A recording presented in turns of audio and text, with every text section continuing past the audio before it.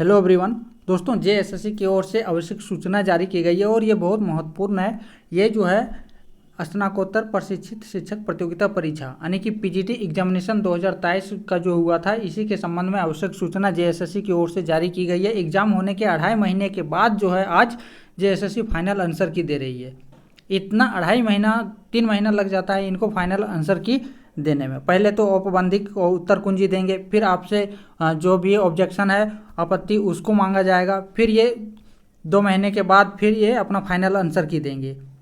तो देखिए यहाँ पे दिया हुआ है कि जो 20 सितंबर को यहाँ पे औपबंधित उत्तर कुंजी दिया था और अभ्यर्थियों से स्टूडेंट से आपत्ति भी मांगी गई थी 26 सितंबर तक। ठीक है, अब यहाँ पे क्या हुआ कि जो आपत्ति स्टूडेंट की ओर से दर्ज की गई है उस पर विशेषज्ञों की एक समिति बनी और उस पर जो है विचार उपरांत करके निर्णय लिया गया है जेएसएससी की ओर से, और अब जाके ये फाइनल आंसर की जेएसएससी की ओर से प्रकाशित की जा रही है।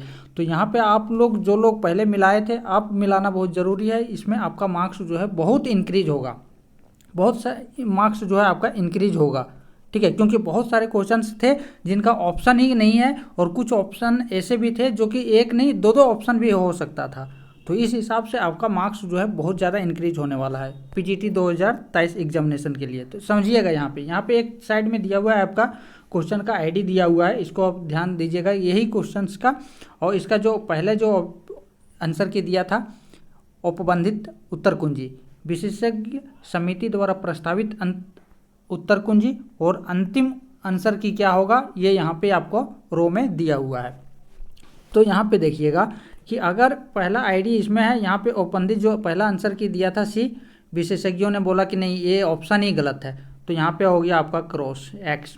ठीक है, तो फाइनल आंसर की क्या है, कुछ नहीं है। यानी कि इस क्वेश्चन में आपको जो है पूरा का पूरा मार्क्स, अगर एक क्वेश्चन 3 नंबर का है तो 3 नंबर पूरा का पूरा आपको मिलेगा। ठीक है, अब आगे समझिएगा कि यहाँ पे आपका सब्जेक्ट दिया है बायोलॉजी का, अंश क्वेश्चन आईडी दिया हुआ है बायोलॉजी का, ऑप्शन क्या दिया था, बी होगा। विशेषज्ञों ने क्या बताया कि बी भी हो सकता है, डी भी हो सकता है। तो एक प्रश्न का 2 आंसर तो होगा नहीं, ऑप्शन इसका मतलब एक से ज़्यादा है। तो यहाँ पे स्टूडेंट बहुत सारे कोई बी मारे होंगे, कोई डी मारे होंगे, लेकिन उसको गलत नहीं कर सकते। इस केस में क्या है कि आपको एक्स यहाँ मार्क किया गया, यानी कि ये क्वेश्चंस का आपका पूरा का पूरा मार्क्स आपको मिलेगा। तो इस हिसाब से इस तरीके से आपको मिलाना है और आपको ये देखना है कि जहाँ जहाँ एक्स दिया हुआ है उसका मतलब है कि आप सभी कैंडिडेट को पूरा का पूरा मार्क्स वहाँ मिलने वाला है। कुछ यहाँ पे है, जैसे केमिस्ट्री में आप देखिएगा क्वेश्चन आईडी दिया हुआ है, औपबंधित जो आंसर की था बी था दिया हुआ था, लेकिन विशेषज्ञों ने बताया कि नहीं बी नहीं होगा, आंसर की डी होगा। तो अब जो फाइनल आंसर की यहाँ पे डी हो रहा है। ये भी आपको ये भी देखना है और मिलाना है कि हमारा क्या हो, आंसर की हमने क्या टिक किया था।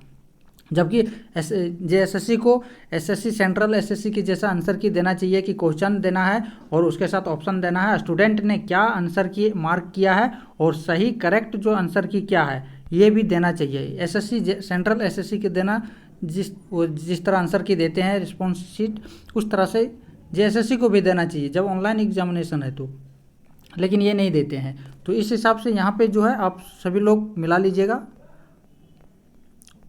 और कमेंट करके ज़रूर बताइएगा कि कितना कितना मार्क्स जो है आप सभी का इंक्रीज हो रहा है। यहाँ पे दिया हुआ है कि उक्त प्रश्नों के अतिरिक्त अन्य सभी प्रश्नों के अंतिम उत्तर कुंजी वही होगी जो औपबंधित उत्तर कुंजी के माध्यम से संसूचित है।